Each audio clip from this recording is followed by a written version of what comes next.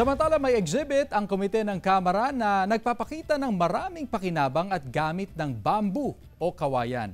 Ibinida sa Bamboo Brilliance Innovations and Inspirations in Sustainable Designs ang ilang musical instruments gaya ng gitara at marimba.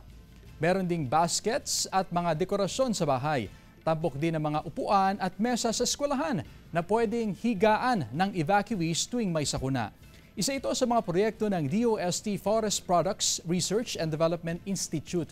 Mula naman sa pribadong sektor, pinangunahan ni Mrs. Carolina Jimenez ng Carolina Bamboo Garden ang talakayan sa halaga ng mga kawayan.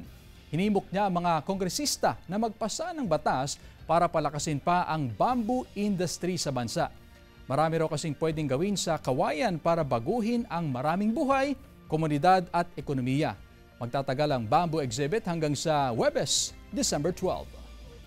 Incentivize bamboo cultivation and establish the Philippines as a global leader in the engineered bamboo industry.